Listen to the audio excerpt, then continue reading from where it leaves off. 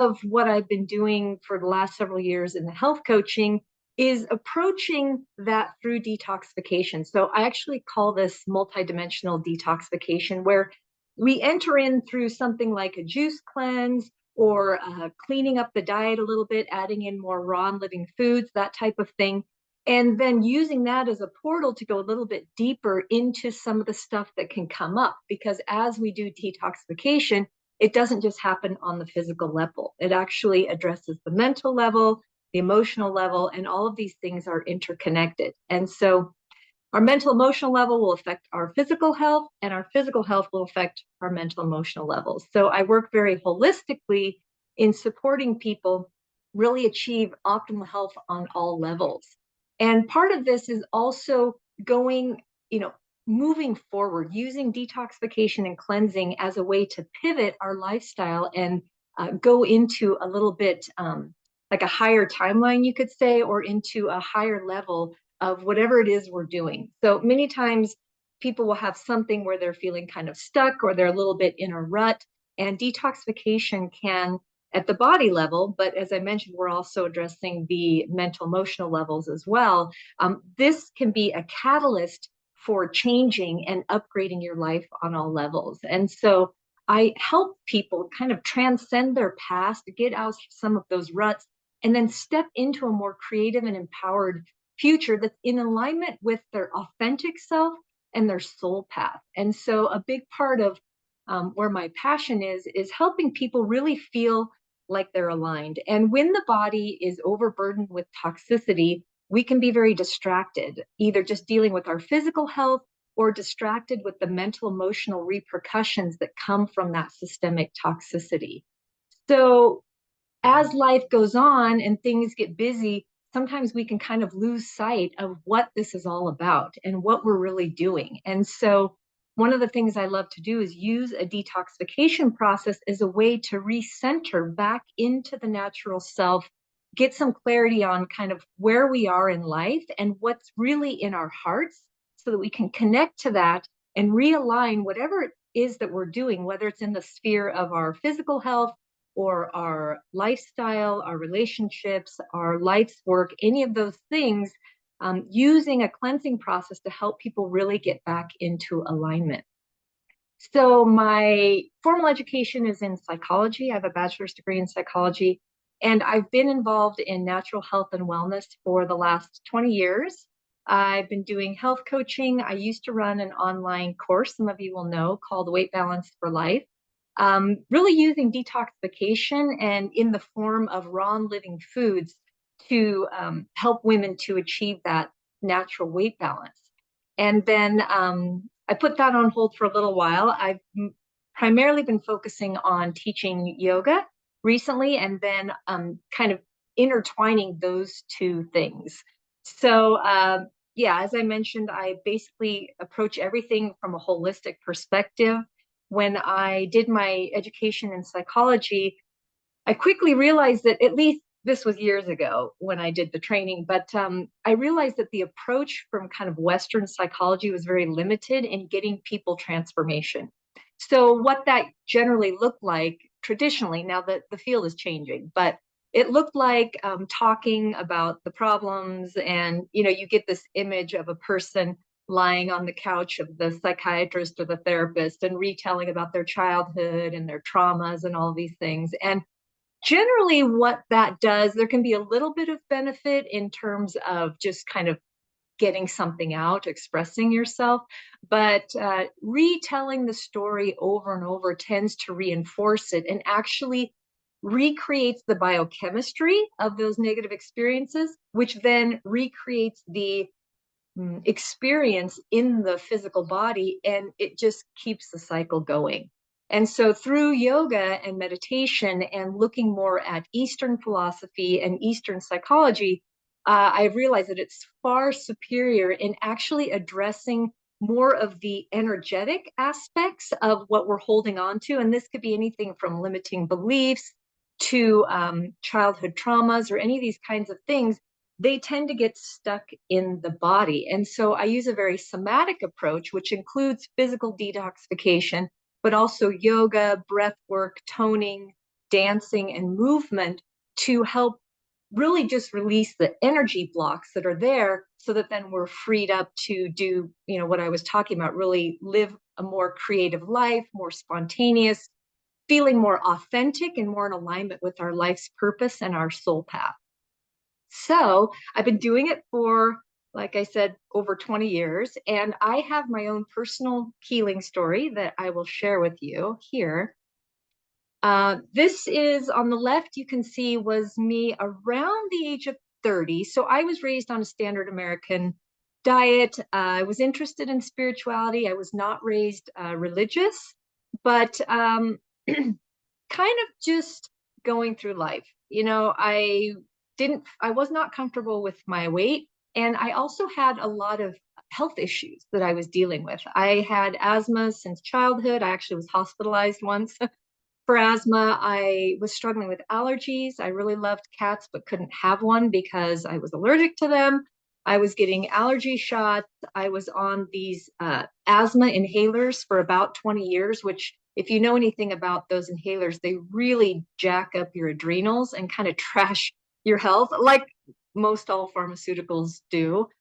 And yeah, so just wasn't feeling so great. I was struggling with some anxiety and depression. It wasn't clinical, it wasn't diagnosed or medicated, but I just didn't really feel that good. And so I started getting, kind of all at the same time, sort of a kind of a cosmic event. I started getting into meditation, natural health and wellness, and yoga, sort of all at once. And I bought my first juicer. I did a 3-day juice cleanse, and it was extremely pivotal in changing how I connected my mental and emotional health and consciousness with the physical body. It was like this moment where I really saw that as I cleaned the inside of my body, I got more clarity in my consciousness and more inspiration overall. And then everything kind of just kept snowballing in a more and more positive direction. So fast forwarding, I basically released about 30 pounds of extra weight I was carrying and have maintained a natural weight balance ever since. Got off all the medications, no more asthma, no more allergies. I can snuggle cats and rub my face in them without any problem at all. I don't have any diseases. I'm not on any medications. I sleep well for the most part, unless I'm on the computer too much, which we'll get into this, but this affects our sleep cycles. So basically had a radical transformation, and then just started teaching, started doing health coaching, and working with people to help them also get free of physical issues as well as mental, emotional issues. So, the core message here is really that yoga, meditation, and natural health, including detoxification, was the primary factor in a massive life change and transformation for me, for the better, but also for many other people. And if you're paying attention, we're in a huge time of transformation planet-wise. So it's not just a few people over here, a few people over there, or even people who are intentionally seeking transformation. It's actually happening, everybody all at once, because we're all interconnected as a part of the web of life, and the energies that are coming to the planet and the frequency is rising. So people are naturally going through this transformational process. And part of my role is to help people through that with all these different angles and kind of having that holistic approach. Okay, so I will share with you a couple stories of some of the women that I worked with, and a few of you on this call will probably remember these ladies. So first one is Celeste. She was part of the Weight Balance for Life program. And when she came to me, she was on a bunch of medications. She was significantly overweight and not very happy. You can see in the picture on the left, the texture and color of her skin, and obviously the extra weight. And if you look a little bit deeper in the energy, there's kind of a tension there on her face. Maybe it's like a forced smile. I don't know the circumstance she was getting that picture, but when you don't feel well and someone's saying smile and you're sort of just like, okay. So in the next picture, she had released almost 100 pounds and radically transformed her weight, her health, and her life. And you can just see there's just a more relaxed ease in her energy. Obviously, she has better color in her skin. She lost the double chin, much more confidence. She actually had a blossoming in her life, in her confidence. Before the program, she was traveling for work and she had to buy 2 airplane seats, which was humiliating for her. After the weight loss, she didn't have to do that any longer. Her confidence boosted, and she began becoming a cheerleader and advocate for natural health on her Facebook page and helping to inspire other people within the private Facebook group that I was running, and also just in her own way. So she was able to get off of 11 different medications. And this happened, the program that she went through that I was running was an 8-week program. And that all of this didn't happen within those 8 weeks. That was kind of the catalyst. But over, I would say, 6 months to a year is kind of when this whole transformation took place, maybe a year and a half. But got off 11 different medications simply because through detoxification, she eliminated her requirement for those. And so if we're not getting to the root cause, we're just medicating symptoms, basically symptom management. And these medications come with nasty side effects, as you probably are aware of. Then it's just a chronic cycle. So what she did by going through this detoxification process is she got to the root cause of why they were giving her those medications. Then she didn't need to take them any longer. She also reversed several chronic issues, IBS, thyroid disease, peripheral, PAD is peripheral arterial disease, so circulation issues. And she gave this really beautiful testimonial in our group. Thank you, Sadeshwari, for helping me not just change my life, but save my life. You are a gift from the universe. And really, it's not an understatement. I have seen so many cases over the years, people I've worked with or people that that have worked with some of my mentors or people that I follow and that I've learned from. Over and over again, you see massive radical life transformation and deep healing that I just don't see with people who are going down the allopathic, traditional, conventional route of drugs, surgeries, and this type of thing. It really, most all of these, there's the lifestyle issue. And when we change the lifestyle, things change. So Celeste was very inspirational. And then we have another woman. Her name was Jan. She was a registered nurse. And when she reached out to me, she was actually on disability because she had such extreme chronic fatigue. She basically had to quit working, and she was lying in bed till sometimes 1 in the afternoon, just not having any energy to basically live. So this was affecting everything in her life. Obviously her ability to earn money, affecting her finances, her self-esteem, her relationship with her family members. She wasn't in a very good place and pretty desperate. And being in the medical system herself as a nurse, she had watched what the options, she was aware of her options from that perspective, and she had watched different people go down that path and just not really get well. So she was brave enough and she had the courage to try something different, and it worked. So she was taking steroids, shots of steroids to keep herself going. And the doctors basically told her that her adrenals were totally dead. She'd be on steroids the rest of her life and that she would never be able to lose weight because of the steroids. So she basically didn't have any hope. It was like, well, this is your life. You're going to just be crashed out all the time on these drugs, which have nasty side effects, and good luck with the weight gain because it's not going to change. So we started working together, and very quick, within actually the 8 weeks, she lost 16 pounds. Not only that, but she started getting so much energy. She reached out to me and said, Sadeshwari, I have so much energy. I'm up at 9 o'clock in the morning. I'm running around. I'm cleaning my house. I don't know what to do with myself.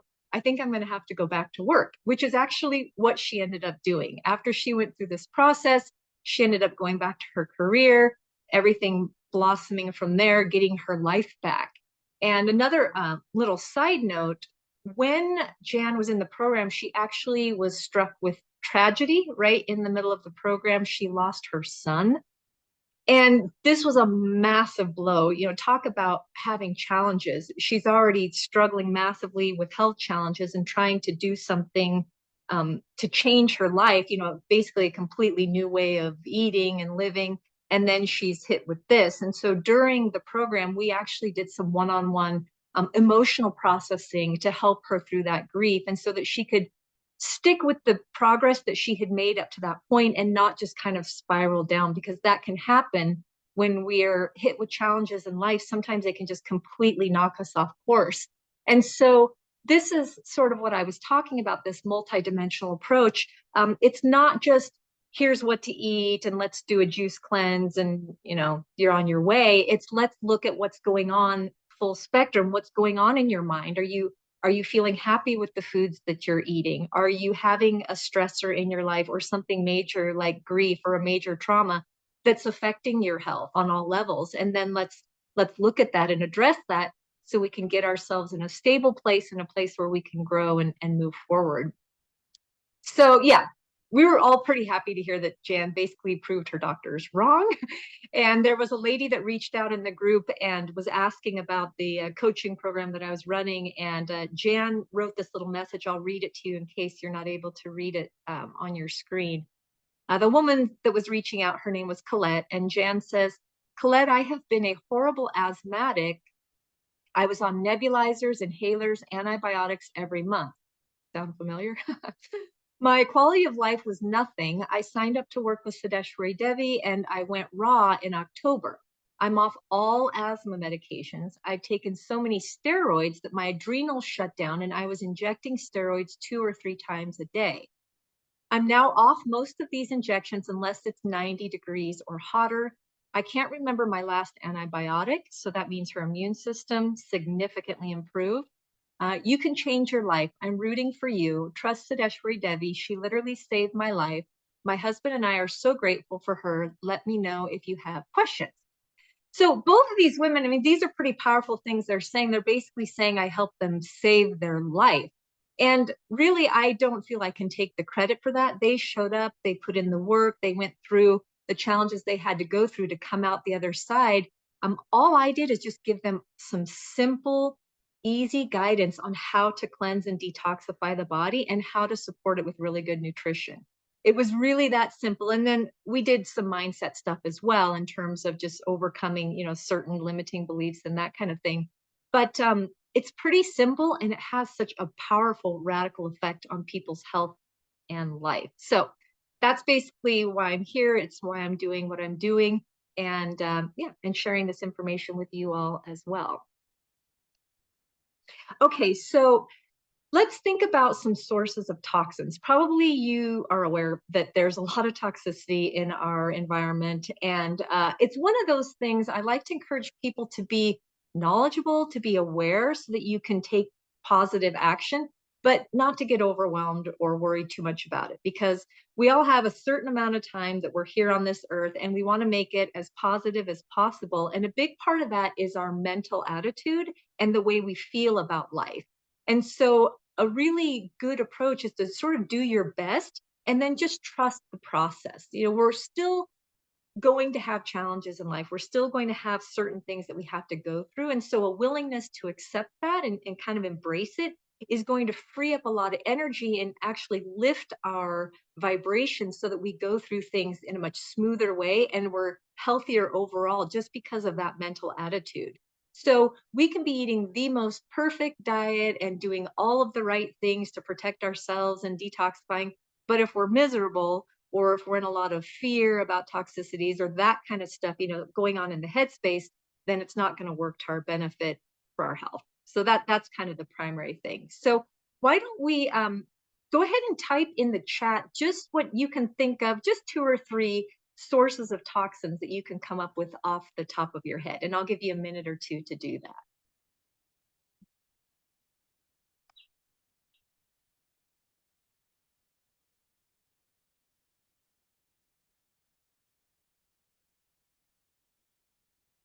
When I first started in this, the first one, I'll just give away the first one. I started looking at my food and was like, I started finding out about the preservatives and chemicals and the farming practices and the pesticides and all these things. And that was my start. And I think that's for most people kind of a starting point. But then as I went down the rabbit hole, I uncovered a whole bunch of other sources. And now it's almost, to kind of give it away, it's almost everywhere you turn.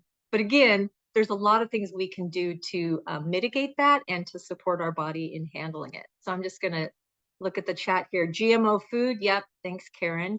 Seed oils. Yep. Non-organic vegetables and fruit, refined sugar. Good. Yeah. Food preservatives, fluoride in the water, polluted air. Yep. That was from Maya. Good. Yes. So all of those and a few more. I will share with you this list. Probably not a comprehensive list, but pretty close. And there's a few things that may be surprising to you. So obviously the food is an issue. And I think almost everybody now, hopefully almost everybody, if not everybody, is aware that there is an issue with the food. And even with organics, it's how long was it picked and what did it go through to get to the grocery store? And it is one planet. And so whatever we're doing globally is affecting everything, even if it's certified organic. So the ideal would be to grow your own food as much as possible. It's always fresher that way, and you can really nourish the soil when you're growing it yourself. But otherwise, choose organic as best as you can. Find local farmers if you can work with them. And really the food is so big because it's something we're doing 3 times a day, and we're bringing this directly into the body. And it's kind of the easiest one to remedy because it's like one of the choices that we still have a lot of control over is what we're eating. Water's a big one. I don't recommend drinking tap water anywhere unless you know that the house has a really good clean source of water. Maybe it has a whole house reverse osmosis system, or they're on spring fed. Some people have the fortune of having spring fed into their house, but otherwise we want to make sure we're getting really good clean water. And we'll talk about sources of that. And then air. The air we're breathing, not just thinking about polluted cities, air pollution from industry, but fragrances, chemical off-gassing from different synthetic man-made products and things like that all affect the air that we're breathing. Alcohol, all alcohol obviously is affecting the liver. It's liver toxic. And all drugs, not just street drugs, but pharmaceuticals as well, are all toxic to the body. So even though they're safe and they're legal, they're adding to the toxic load. And of course, most of them have very nasty side effects as well. And so I'm not recommending that you stop any medications that you're taking. Obviously, that wouldn't be wise, especially if you really need them. But there are things we can do, as you saw from those testimonials, to detoxify the system and support the body to heal so that those medications aren't required. And so that's kind of the way to get off medications, not to just stop cold turkey, but to come in from the back end, heal the body, and then they are no longer needed 9 times out of 10. Cosmetics is one thing that people don't think about. And what you put on your skin goes right into your body. If somebody is a smoker and they go into the hospital for a hospital stay, they will put a nicotine patch on their arm so that they don't have nicotine withdrawals. And the reason that works is because you put that on there and that nicotine will go right into the bloodstream and right into the body. So the general recommendation is to not put anything on your skin that you wouldn't eat. What I use for moisturizer is apricot oil. Just pure organic apricot oil works really nice. There's a lot of things out there that you can look into, but just start looking at your deodorants, for men, aftershaves, definitely any kind of fragrances, lotions, makeup, all of those things, shampoo, because we've got a lot of blood vessels right here in the head. So what you're putting on your hair, your body, all of those things matter. Also your clothes. So this one, I would say for me, is probably one of the most challenging, because in an ideal situation, we would be wearing organic, natural fabrics, cottons, linens, silks, those types of things. Most of the clothes that are available are made out of plastic. So this is the polyesters and the other ester weird, things that we can't pronounce, the nylons and this thing and that thing. These are all synthetic, and they do actually go into your body and into the water system. Air fresheners, this is my biggest pet peeve. Anybody that knows me well knows I just go bonkers over this because as I've cleaned out my system, I have very clear sinuses and I can smell things very well. And I'm sensitive, which is a blessing. It can also be a challenge, but the sensitivity helps you to gauge whether if you're sensitive, for example, to cigarette smoke, you're going to take action to get away from it. If you're a smoker and you're not sensitive to it, well, you're just going to continue to be inundated with it. So yeah, the air fresheners nowadays, especially since COVID, they are really putting these fragrance. I'm not sure if it's it definitely hand sanitizers, but also maybe disinfectants that they're using in public spaces or different things. They just have a really, really strong chemical odor, and that goes straight to the brain. If you're sensitive, you'll get a headache. And these are persistent chemicals. So if you use a little bit of essential oils within 10, 15 minutes, you may not smell them anymore. But if you get some of these nasty chemicals, you go into a place that has some of these so-called air fresheners like Febreze is one of the worst. You get that on your clothes and it's almost impossible to get it off even after you wash them. And it's because these chemicals are really persistent. So yeah, this is something we only have a certain amount of control over. And that's why supporting the body through regular detoxification processes is important because certain things, if I go out to a grocery shopping or to a clothing store or to anywhere, sometimes I just can't avoid or hotels is a really big one. If you're traveling and you go into a hotel and you get that hit with the Febreze when you walk in the door. Yeah, so there's only so much we can do. So supporting the body on a daily, on a daily habit to detoxify is helpful. And then doing some strategic cleanses a few times a year is also a good approach. Okay, buildings, I mentioned hotels, that was a big one, but basically any buildings, depending on what the materials are, again, there's a lot of synthetic materials, the off-gas, paints, fabrics, carpets, new couches, any of these kinds of things, new cars. Those environments can be pretty toxic depending on how new they are and what was used in the, in the building process. And basically, you're spending time outside, it's far more healthy than any time you spend indoors. And there's multiple reasons for that, but just the air quality and getting away from the EMFs and just the fresh air, the sunshine, all of that. So I'm a big advocate for nature, and the more time you can spend outdoors rather than indoors, the better. So I just mentioned technology. This is something I'm really talking more and more about at my yoga classes and when I'm talking with health coaching clients, because it's everywhere and it's very challenging to get away from, especially if you're working with people, offering presentations, using email and things to stay in communication. These are technologies basically deeply interwoven in our life more now than ever.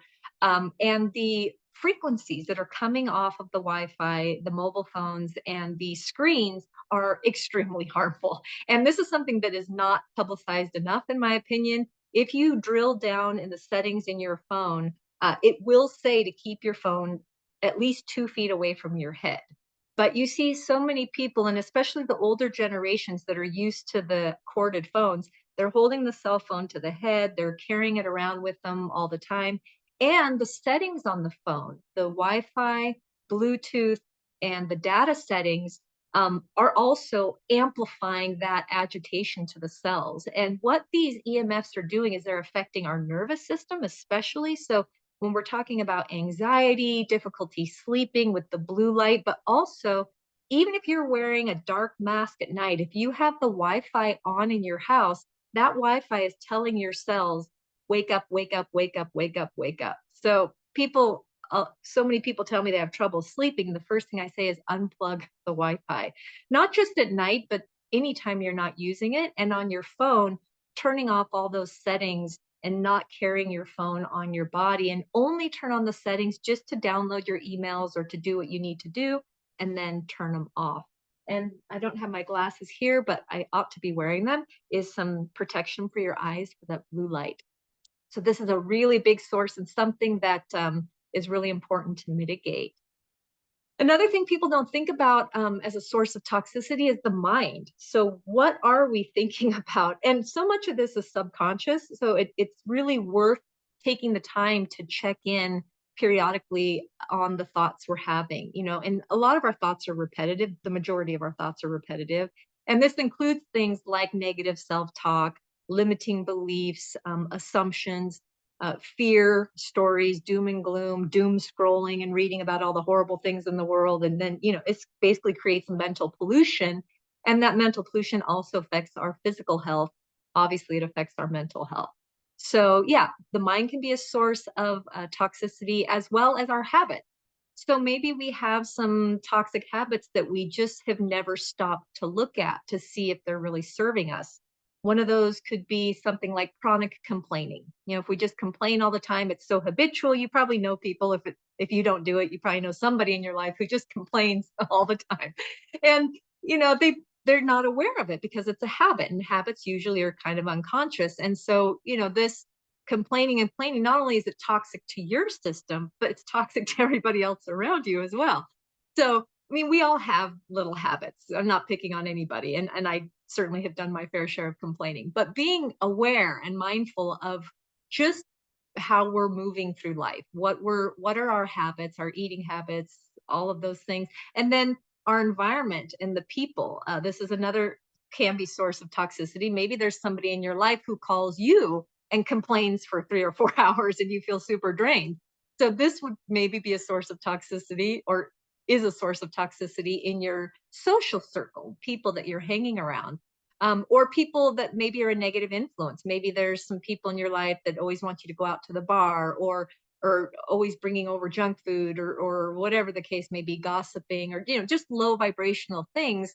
So it's worthwhile to take a little step back and look at the different people in our life, and are they really supporting where we want to go? They say we're the sum total. I don't totally agree with this, but that we're the sum total of the 6 people we spend the most time around. So obviously we're more than that, but there's some truth in it that we are heavily influenced by our environments and the people.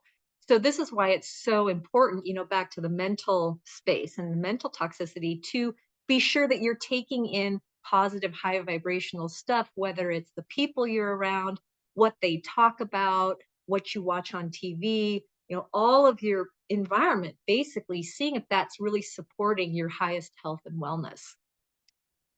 Good. Okay.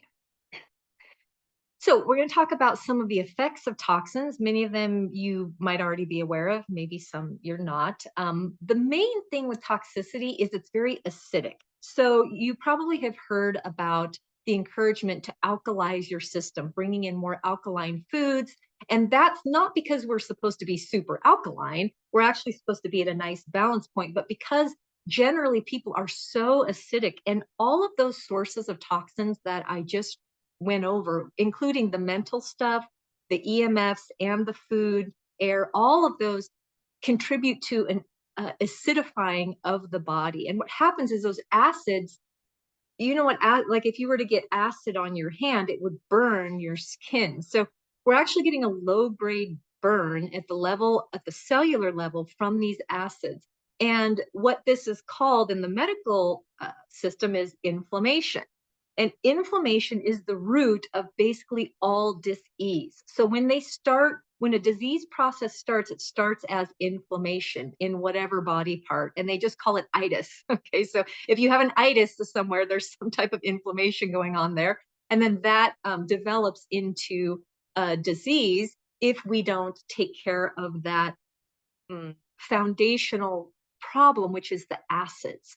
So these acids not only begin to burn the cells and the tissues, but they also get on our nerves. Literally, they affect the nervous system. And this is a big part of what we see as mood issues and agitation, aggravation, irritability, affecting the sleep, affecting our relationships, affecting so many things. So, these things affecting the physical body and affecting the nervous system, you can see how it's all interconnected. It's going to be affecting the mind and the emotions as well. Weight obviously is a really big one. There's a class of chemicals known as obesogens. You can look that up. It's relatively new, means within the last 10 years, but there's just an entire class of chemicals that are known to cause weight gain. And a large number of pharmaceuticals is within that category. All of the synthetic chemicals and things. And what the body's trying to do is protect your cells from those toxins. So one of the best ways to reduce pollution or toxicity is to dilute it.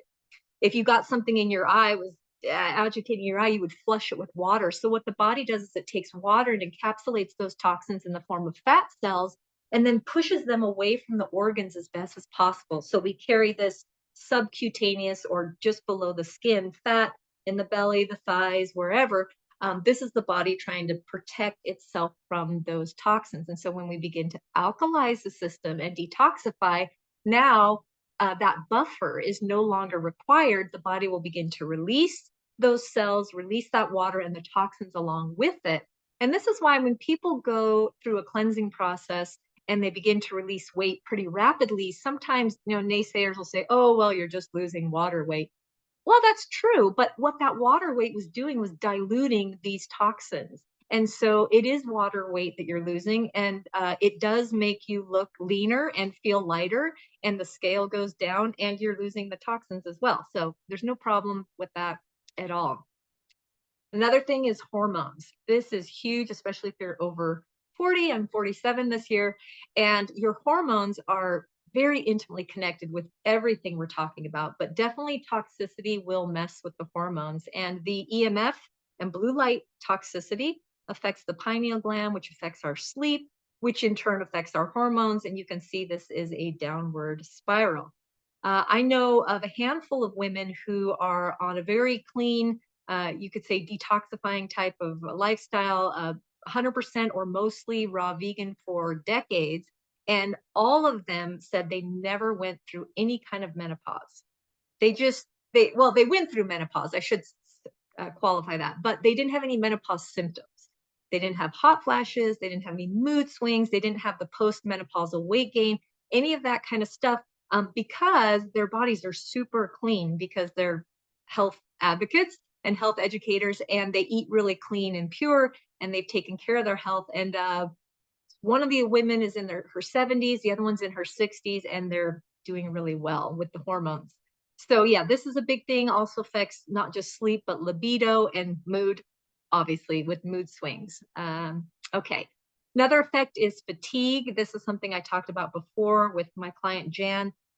Just not having any pep in your step, not having any spark, feeling like you're dragging. Well, that's because a big source of energy in the body comes from the liver, and the liver is our primary detoxifier. And it's meant to detoxify just normal daily stuff. But in today's modern society, we are dealing with such an overwhelming load of toxicity that the liver's overworked, and this is just dragging the system down overall. And so as we go through the detoxification process, I would say 99.999% of the people I've worked with, one of the first things they tell me is how much energy they have. And you heard the story with Jan. She was like, I've got lots of energy. Yeah, well, this is what happens. And this is how we're supposed to feel when we're healthy and we're not burdened with all of this toxicity. So another thing toxins can affect is aging. Yes, okay, we're all getting older, and some of that's natural, and aging is not really a problem. I mean, we can be beautiful at any age. But what I'm talking about is this like rapid aging, rapid degeneration. We're getting a lot of wrinkles, pale skin, disease processes setting in, and all of this. A big cause of that is the toxicity in the system. And so when we talk about beauty, just being dehydrated. So these acids and toxins are very dehydrating, even though they encourage water retention. The water's not actually in the right places. So the water is sort of in the lymphatic system where we're getting that puffy look, the cellulite, but it's not really where it needs to be, where we actually have that youthful, hydrated look. So when we detoxify, we lose the toxic water weight, but then we rehydrate the cells from within in a positive way. The acids also break down collagen. So people now are, taking all the collagen shakes and this kind of thing. Meanwhile, eating a very acidic diet that is just breaking that collagen down. And your collagen is that connective tissue that keeps everything in place. And so it's important not just for beauty, but for your overall health, maintaining your structure, basically. Dull complexion, if you remember that picture that I showed of Celeste, the before and after, you could really see in her skin and her complexion that she became much more beautiful going through this process, just not only even in not just in her skin and the color, but that light. She was radiating that light from within, that healthy glow that we get when we feel good and we're in good health. um, and then yeah, affects the hair, nails, wrinkles. All of this is connected to toxins. Okay, some of the mental emotional effects. Big one here is cognitive function. And one of the primary culprits, besides recent introductions into the society, is MSG. Most people are familiar with monosodium glutamate and know to avoid it, but what people aren't aware of is that there are some 20 odd or more forms of MSG that are like a derivative of MSG, but it does the same thing. And MSG is a neurotoxin. What it does is it excites the taste buds and it excites the neurons to cell death. So you get that big wow punch of flavor, but it's actually causing brain damage. So I have found forms of MSG in health food stores in lots and lots of different foods. So this is one thing to be really aware of. Some of the names, you can do a search if you want to look into this deeper, but some of them are autolyzed yeast extract, torula yeast. It sounds pretty harmless. Yeast is a natural thing, isn't it? But what they do is they process it to create a lot of free glutamic acid, and then it's creating an MSG effect without having to call it MSG. So a little bit sneaky. They're in it for profits, not for health. So that's what's going on there. Big contribution to the ability to focus. If you have brain fog and your body's dealing with toxins and fermentation in the gut, which is almost a type of auto intoxication, like getting drunk, we're not going to have that mental clarity and that really sharp focus. I mentioned before, getting on the nerves. So this is going to affect our moods and our positivity and all of those things. Toxicity can lead to depression and anxiety because it's affecting your brain chemistry as well. So if someone is struggling with depression and anxiety and they go to the doctor and the doctor says, well, it's a chemical imbalance in your brain. Most people don't say, well, why is the chemistry in my brain imbalanced? This has to do with your body chemistry and the foods that you're eating and the thoughts that you're having and the environments that you're in and the toxic load. All of that holistic lifestyle pieces affect your brain chemistry. Of course it would. Why wouldn't it? So then we don't really need a pill to fix the brain chemistry. What we need to do is look at the lifestyle and how we can improve our brain chemistry, and just simple things like morning sunlight, getting some movement, some exercise can boost that brain chemistry. And of course, detoxifying the body so that we're in a really good, healthy state. That's going to create a healthy balance in those hormones and the brain chemistry as well. So again, just a little side note, if you are on any medications for mental, emotional stuff, I don't recommend that you just drop those and go on a cleanse. But what I do recommend is you start addressing the root cause in partnership with your conscious physician, and I emphasize conscious, so a naturopathic doctor, something like this, so that you can improve the health of your body and then eliminate the requirement for any kind of substance to help you balance that brain chemistry. Behavioral problems are related to toxicity. I had a client, her name was Erica, and she did a juice cleanse with me to lose weight. She just had about extra 10 pounds and she wanted to lean out and just feel kind of like herself again. She was feeling just a little pudgy, didn't like it. So we did a juice cleanse, and then she got on to doing some green smoothies. And children learn from what we do, not what we say. So you can tell your kids to, whatever, eat healthy or do this or that, but they're actually watching what we do. And so her son was watching her make these smoothies in the morning, and he was eating cereal. And I believe she was feeding him a natural cereal, some kind of, not a sugary garbage cereal, but some kind of natural cereal. And he wanted to try her smoothie. So she let him, and he loved it. it was basically the smoothies that I recommend people do are high fruit with a lot of leafy greens and not fats or animal products. So mostly fruits and greens. So he started getting on those green smoothies in the morning instead of his cereal. And to everybody's surprise, not my surprise, but to the family's surprise, his behavioral problems went away. So he was getting in trouble at school. He couldn't focus. He was getting into conflicts with the kids. The teachers were calling home to the parents saying, we're having problems here. So this kid was on a trajectory of problems down the road because a lot of times when it starts early, and especially if they're having interpersonal and social issues with other kids, um, down the road this can lead to a delinquent behavior and even criminal behavior, and then going into drugs and alcohol and all these things to sort of balance all of that out. Where just something, I know it sounds pretty wild, but just something as simple as giving this kid the green smoothies for breakfast instead of the cereal made such a transformation in his behavior that he was able to go to school, not get in trouble, actually learn what they were teaching, and basically change the course of his life just by switching up his nutrition a little bit. So this can be really powerful, and it's not just for us, but it's for the people in our lives, our families, our kids, the people we love. And yeah, I just find that story incredible because her son wasn't coming to me for any health coaching, but his mom was, and it trickled down and affected him and the whole family as well. So a big thing that toxins can affect is our confidence and self-esteem.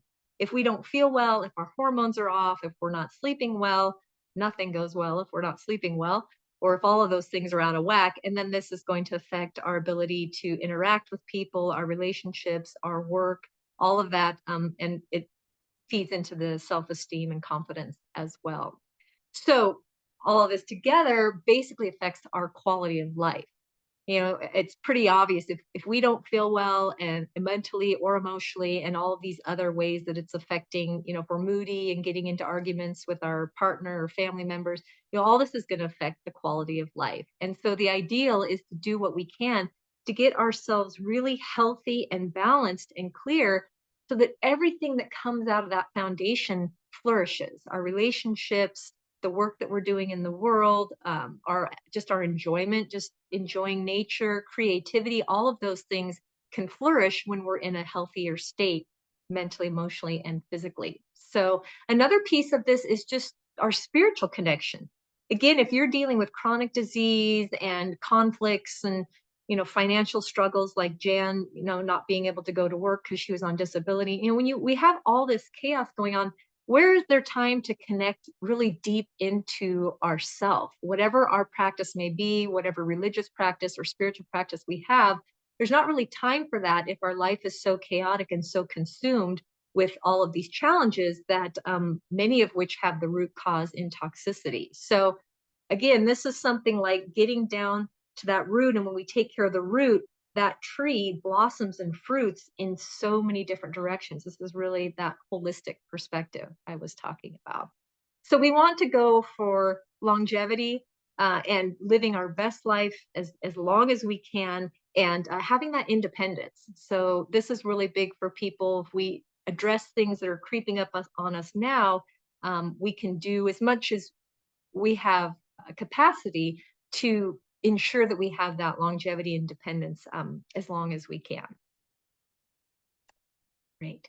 Okay, so we're going to go into some solutions here, but I'm just going to allow for a 5-minute break. So if you want to get something to drink, stretch a little bit, sometimes it's nice to just stand up and do a little bit of side stretches, a little bit of shoulder rolls, just a quick breather, and we'll be back in about 5 minutes.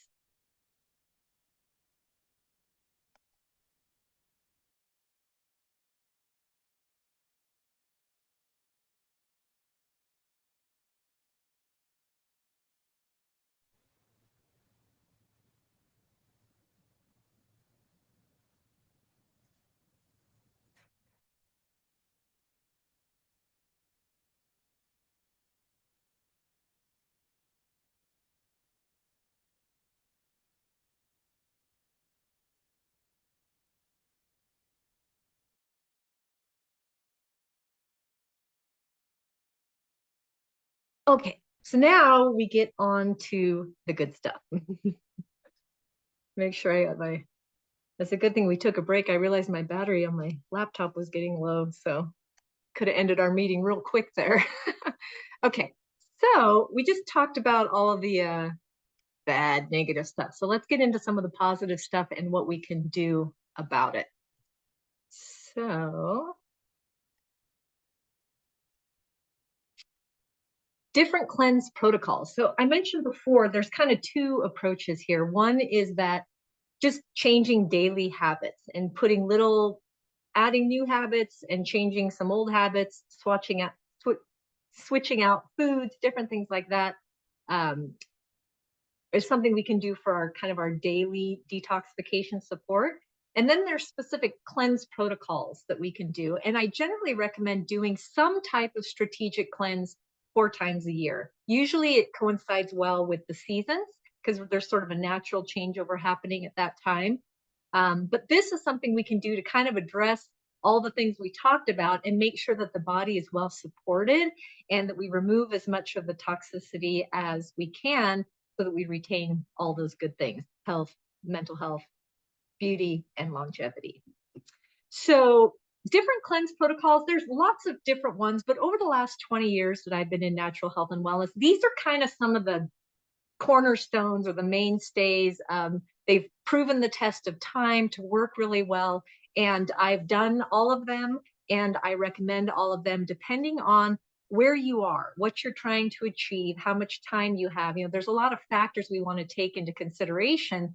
But these are kind of some powerful cleansing protocols that I recommend. And one of my most favorite is juice cleansing. The reason for that is because it's delicious, it's extremely energizing, and it's something that most people can do and maintain their regular life activities. So it's sort of one of the most powerful things you can do while not requiring a whole lot of rest.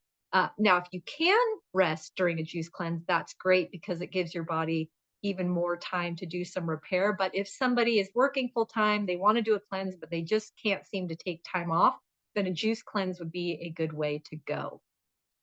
Water fasting is very, very potent, and it can be short-term water fast, just even like a 24-hour, or long-term up to 30 days or more.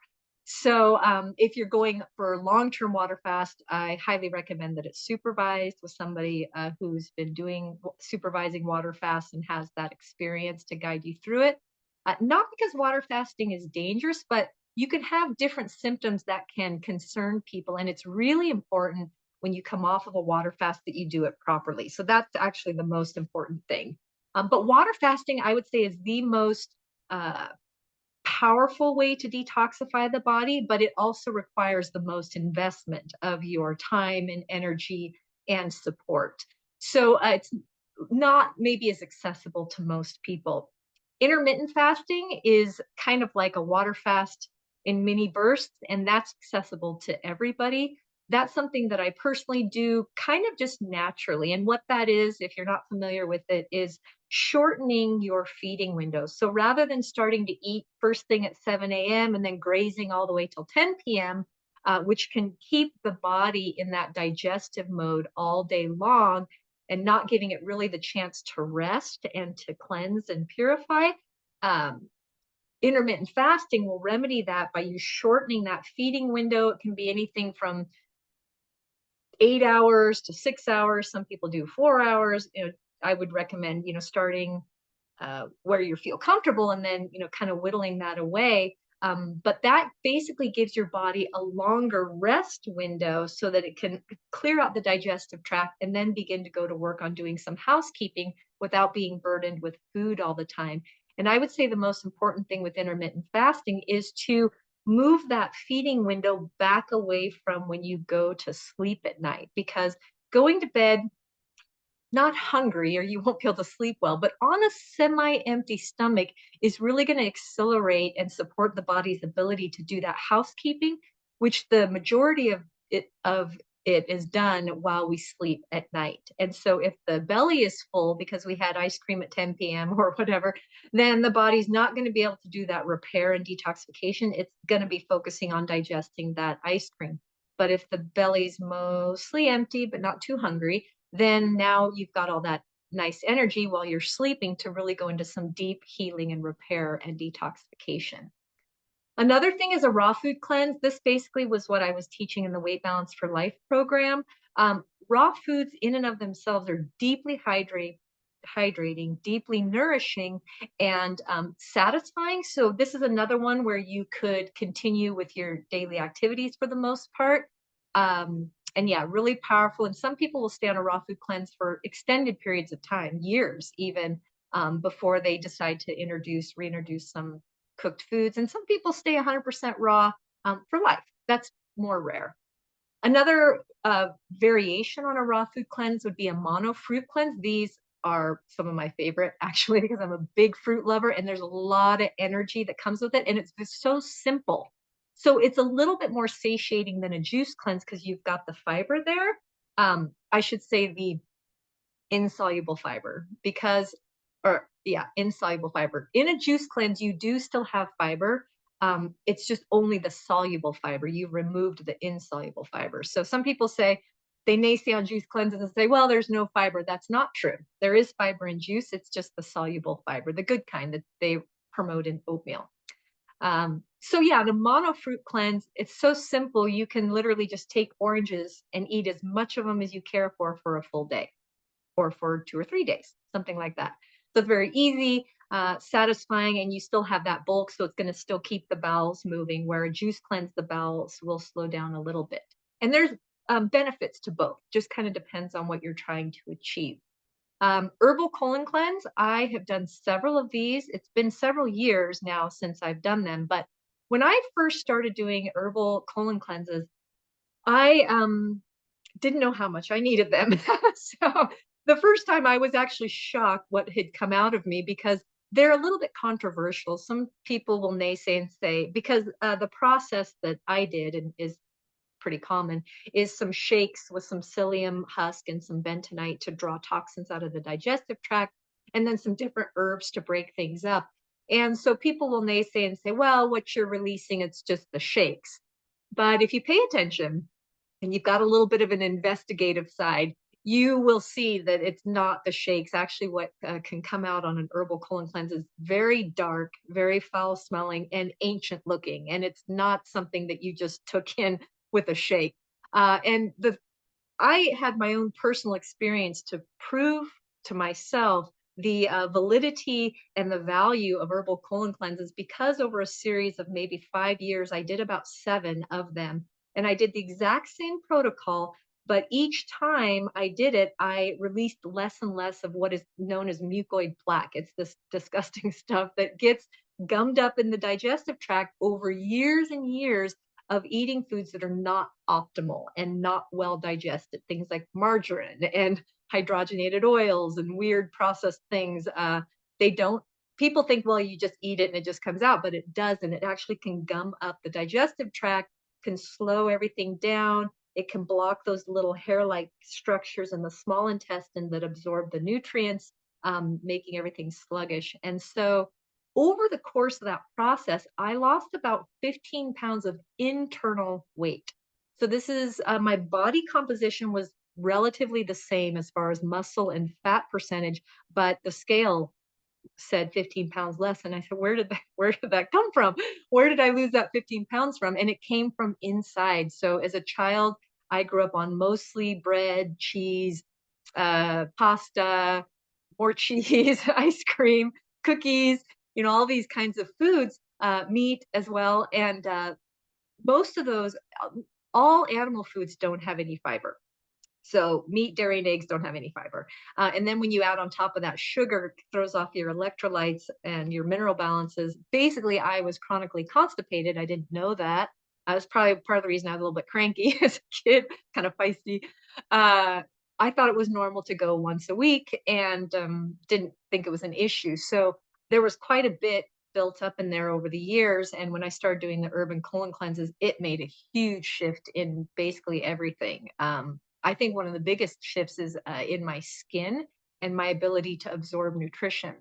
So yeah, and these kind of can be, these different cleanse protocols can be done at different times of year. Some of them you can kind of interlap and weave into one cleanse process.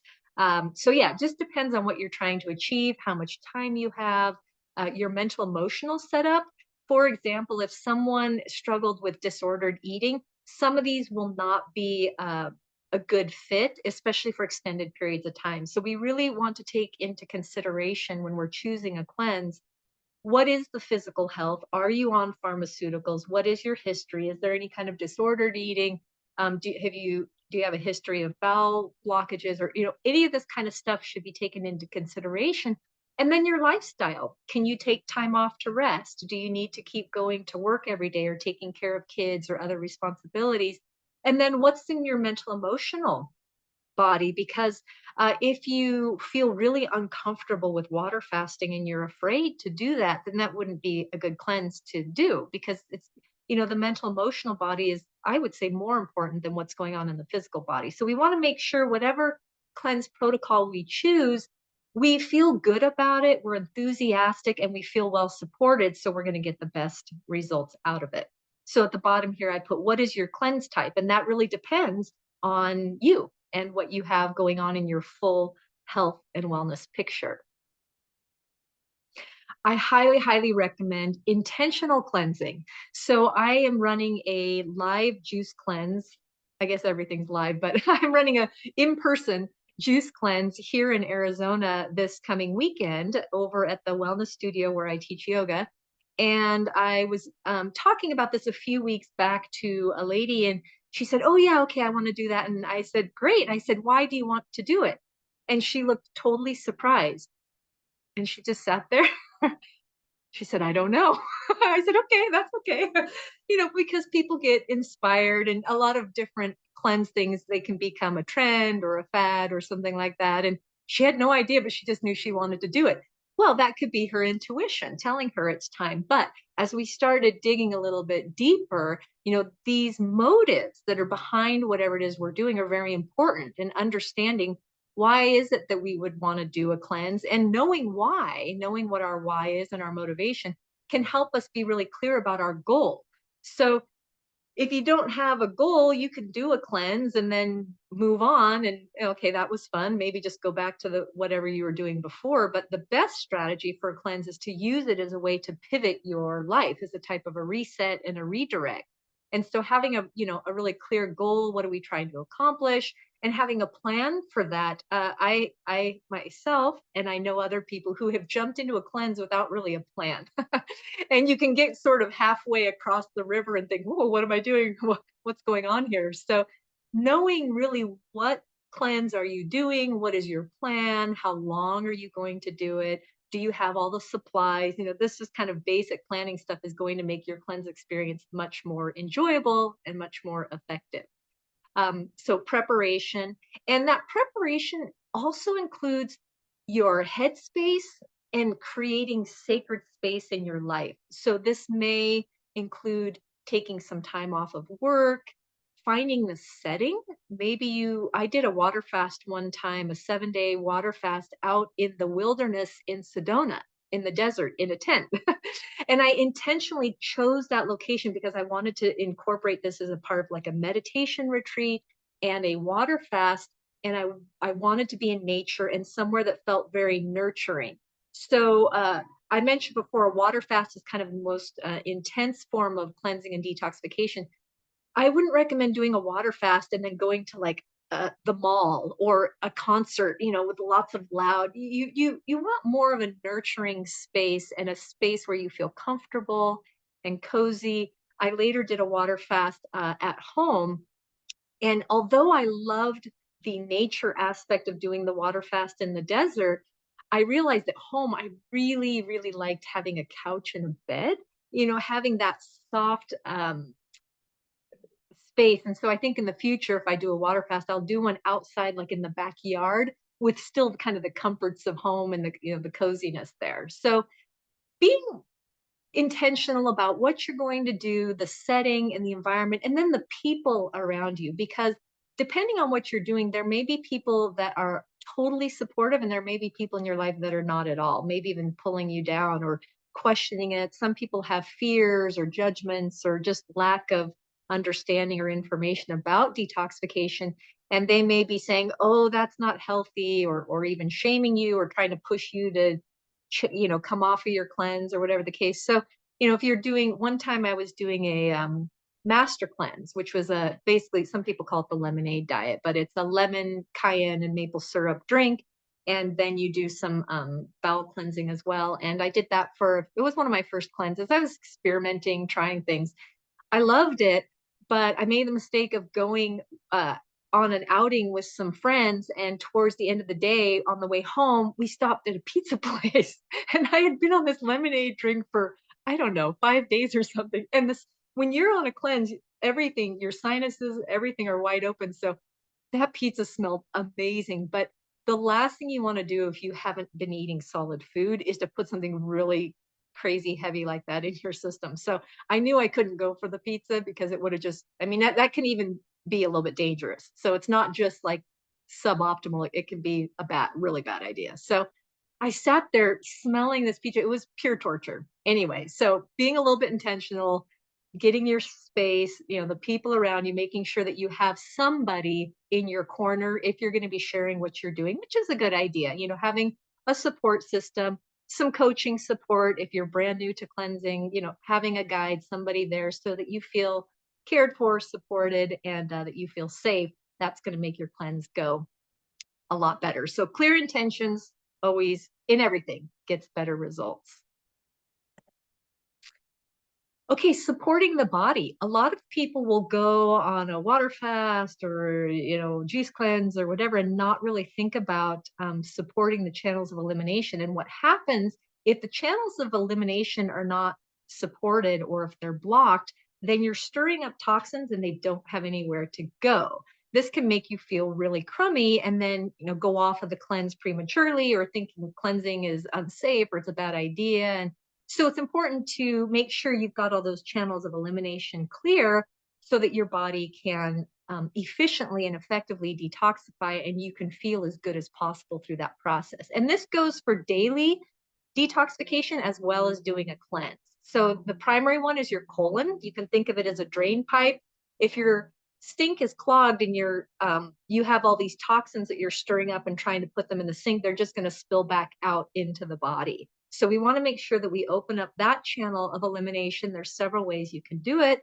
And then as the body begins to release its toxins, they have a way to exit the body, and quickly, so that they're not just circulating, making you feel crabby and crummy. Kidneys are also a big one. The kidneys are primarily responsible for filtering your lymphatic system. So at the bottom here, you see lymph. The lymphatic system is your primary detoxification system. The cells in your body are getting their nourishment from the blood, and they're excreting their waste into the lymphatic system. Now, the blood system has the pump of the heart to keep everything moving. The lymphatic system's pump is your muscles. So this is movement, and this is why it's a good idea to do some detoxification yoga and some different movement strategies when you're on a cleanse, and as a daily thing, to keep that lymph pumping so that you can pump all of the toxicity and the waste products from the cells in your whole body into those channels, into the lymph channels, and then out. And a large part of the lymph is dumped into the bowels. So again, if everything's going into the lymph system, you're moving your body to get that lymphatic fluid to flush and to exit, and then it hits a backed up colon, it's not going to go anywhere. Another thing is lungs, and this is also connected with the lymphatic system. So we do exhale toxins out of the system in the form of gases. And also when we do some deep conscious breathing and some yogic breathing, this is going to massage the lymph in the gut and help to move that lymphatic fluid out through the bowels as well. So kind of have a double bonus there. Also, when we oxygenate the system, that is a natural detoxifier as well.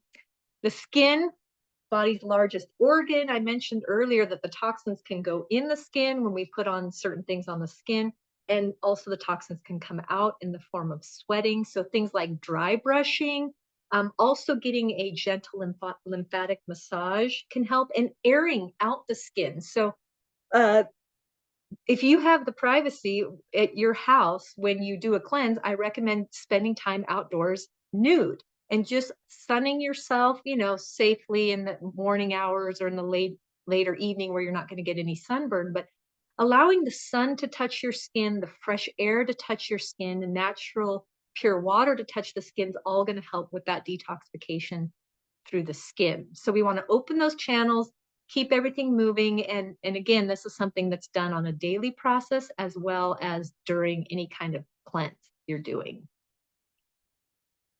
Okay.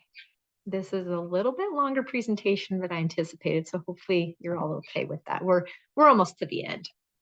Okay, another important thing when you're doing a detoxification process, especially if you're doing a specific cleanse, is to support the mind and emotions. And I've touched on a lot of this already, but just making sure you've got that sacred space. You can do any kind of little ritual that you like. If you like to do smudging or play some music or set up your room if you're going to be spending some time resting in bed, clean the room, make it look nice, maybe a few little non-toxic candles, just something to create a nice aura and a nice atmosphere around your cleanse experience is going to not only make it more enjoyable, but it actually improves your results as well. I do recommend taking rest. If you have some energy, it's great to do some yoga or some movement, but really cleansing ought to be approached from a multidimensional perspective where you're sort of doing a digital detox, a social detox, kind of just pulling back from everything to create that space in your life, not only the space in your physical body by reducing solid food or different things like that, but the space in your life where you can actually take the time to do some introspection and connect with nature, connect with yourself, do some yoga and meditation and journaling or creativity, painting, music, whatever the case may be, to just deepen your cleanse experience and also to really connect with what I was talking about at the beginning of this presentation, your path, really getting connected and aligned with what matters to you, what you feel is important, and how you want to spend your precious time on this earth going forward after the cleanse. Maybe you have some insights come up about things that you want to change, or maybe an old emotion arises to the surface. That can be very common as well. And you want to have that space where you can process that and move that through and heal as well. So great time for meditation, introspection, and having, again, a trusted companion. Could be just one person. And if there isn't someone that you feel is appropriate, then it's totally fine to do it on your own. But most people like having at least one person in their life where they kind of share their journey. It can be a health coach or a partner or another person doing a cleanse. I do group cleanses, so often the people can find that companionship and support among the other people that they're doing the cleanse with. So yeah, all of these things are important, and it's kind of part of what I was talking about, this intentional, multidimensional approach to detoxification.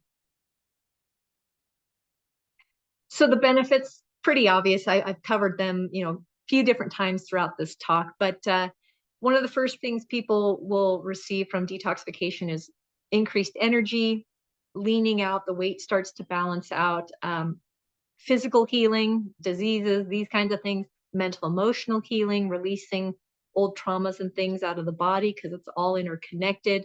And just what I was mentioning before, this reconnection to ourself. A lot of times we're not connected to the body because we're so much in the head. We might be busy, distracted, overly analytical, or the mind is running. And many people are in one place in their head and another their body somewhere else. And so as a yoga teacher, part of my role is to help people really reconnect with the body. And when we're doing a cleanse or some detoxification, it's a perfect time to retune that awareness and rebuild that relationship where we're really listening. And that inner guidance that we all have, that intuition, is felt and experienced in the body. So when we're in the body, we have a deeper access to that part of ourselves. So this is another key piece, and I would say one of the most essential pieces of doing intentional cleansing, is that we can approach it from this perspective and really reconnect all those pieces so we feel like we're coming back to ourselves, to our core, to our true self and to our life's path and our purpose and what we really feel is important as we, move through our life. So I put here at the bottom, High Vibe Life. That's the name of my wellness business. And it really says it all, really living a high vibrational life where we feel whole, we feel complete, we have good health, and we feel connected to something greater than ourselves. Okay, so you can start today. Very easy. We mentioned all the different sources of toxicity in the beginning of the talk. These are the places to start. And I encourage you not to try to do everything all at once. You can just slowly begin to refine things. And so the starting point is just to kind of look around, maybe open your cupboard, look at some of the packages of the regular things you might be consuming. Look around at maybe, some of your clothes, do a little shopping, maybe get some new clothes that are organic, cottons, natural fabrics, any of the things, looking over the personal care products. With the technology, I highly recommend instead of using Wi-Fi that you get your house hardwired. It's not too difficult to do. At home, we use an Ethernet cord. So right now, as I'm doing this presentation, I'm not using Wi-Fi. I have a cord all the way from our router through the house and plugged into my laptop here. And that way I'm reducing the amount of radiation and fry that I'm getting. Of course, I'm still getting the blue light, not wearing my glasses. But a lot of these things we're going to be able to reduce. We may not be able to eliminate everything, but just little steps, little things you can do to address these different areas are going to work in your favor. And you can just make it a project over the next several months or even year to just keep refining things. And this is kind of those daily little habits that I was mentioning. Other things is to healthy habits that you can kind of start doing. One that I highly recommend is morning lemon water. Just a warm cup of water with fresh lemon juice is great for diluting any toxicity that was released throughout the night. Flushing it out the kidneys helps to move the bowels. And I just recommend that the lemon water is not too hot, because if it's too warm, you will destroy the essential enzymes and the vitamin C that's in the lemon juice there. So drinking temperature would be fine. So warm, just warm, doesn't have to be hot. Just a warm cup of water with fresh lemon juice, 8 to 16 ounces, and a half of a lemon would be good. And then after you drink that, go ahead and rinse your mouth with some fresh water. I'm a big fan of juicing. The first health coaching endeavor I ever embarked on was a juice cleanse. I offered a mind-body juice cleanse several years ago, I think almost 10 years ago. And it's been my mainstay ever since. I also teach yoga at juicing detox retreats around the country. So big fan. It seems to work really well for everyone. So yeah, that's why it's got the stars. Increasing your structured hydration is going to help you to detoxify. As I mentioned, the water dilutes toxins, and just drinking a glass of water is not that effective at hydrating, especially depending on the source of water. You'll get far more hydration from things like juice, coconut water, lemon water, and foods. So I recommend that people eat their water through fresh fruits and vegetables. So you can just look at any food and get a pretty good idea of the water content. Bread, not so much. Oranges, lots of water. So increasing your structured water, increasing dietary fiber. Raw foods are the best way to do that, especially the fruits and vegetables. That dietary fiber, again, is just going to begin to not only clear out the digestive tract, but it also binds toxins in the digestive tract. So fiber, really important. Enemas and colonics, these are things you can do from the bottom end to clear out the lower. They only do the lower half of the intestine, so the colon, the large intestine. But if you've had chronic constipation, and especially for a long period of time, a series of colonics can really help to kind of break that up and begin to open that channel of elimination. I mentioned before, dry brushing. Rebounding is excellent. That's the mini trampoline where you're bouncing. This really helps to move the lymphatic system. It also tones all the cellular structures in your body, because that deceleration when you come down on the rebounder basically strengthens everything. Even your eyes get strengthened with that bouncing, and it's a lot of fun. We have a little rebounder in our backyard and just bounce around, throw the ball for the dogs, whatever the case may be. Yoga, of course, is a excellent way to not only detoxify your system, but help with the mental emotional detox and mobility, balance, longevity, the whole package practice. That's why I teach yoga. And the breath work is excellent. Minimize the electromagnetic frequencies, as I suggested before. Turn the phone off. Don't keep it in your bedroom. Unplug the Wi-Fi at night. And when you're cruising around throughout your day, make sure those phone settings are off and only turn them on when you need them. So that, again, that's the Wi-Fi, Bluetooth, and the data.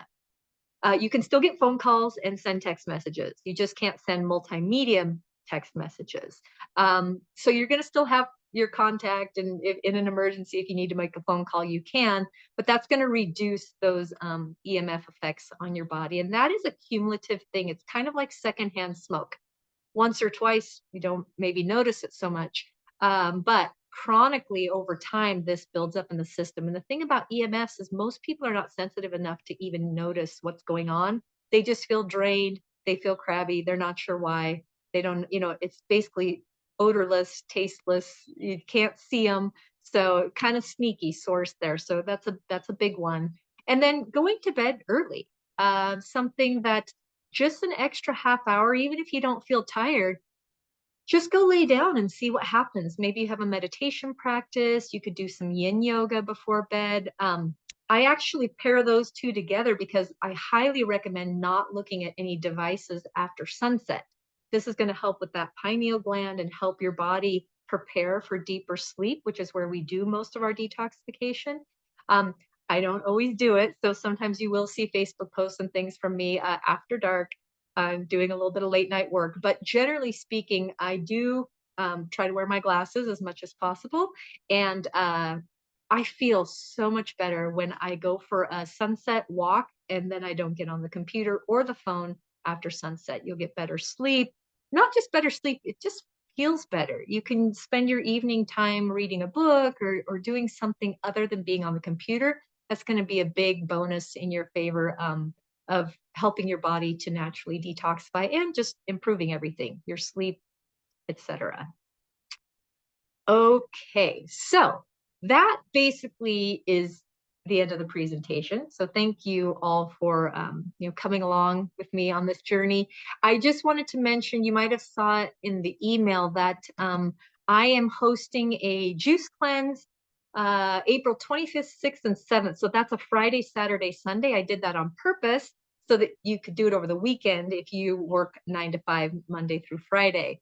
If you're in another part of the world, the dates might be a little bit different. But basically, this is a cleanse that I'm hosting through Zoom. So it's a virtual, I guess you could say, but it's live. So it's not a pre-recorded thing. It's something where each day we will actually connect throughout the cleanse. So you have my support and guidance. And everyone who's part of the cleanse, we do a 30-minute wellness consultation before we start. And so that's a chance for us to just talk one-on-one, for me to get to know you a little bit better, kind of what your goals are for the cleanse, and give you some tips and guidance on how to prepare your body and how to approach the cleanse, and then what would be some good strategies of coming out of the cleanse, which is the most important piece. And so that's a juice cleanse. It's as much juice as you care for. So this is not a juice fast, it's a juice feast. And I highly recommend, when I'm teaching yoga at these detox juice retreats, people generally will be drinking 8 bottles of juice a day. And those bottles are 16-ounce bottles. By the 3rd or 4th day, because these are 5-day cleanses that I teach yoga at, people just aren't hungry and they're not really drinking their juice. So we have to encourage people, like, okay, make sure you're drinking your juice because you really want to keep that moving through your system. So yeah, it's a juice feast basically. And part of that juice cleanse, I'm including my Pure Life Juice Cleanse ebook, which is amazing. I know I'm biased, but this is literally 20 years of my personal experience, my research, and my consciousness. Means when you look into the health field, you have everybody from Walmart selling you supplements to some of the best, highest quality, purest supplements, most effective supplements on the planet. Now, I'm not a big supplement person myself, but what I'm saying is there's a lot of ways to do so-called wellness.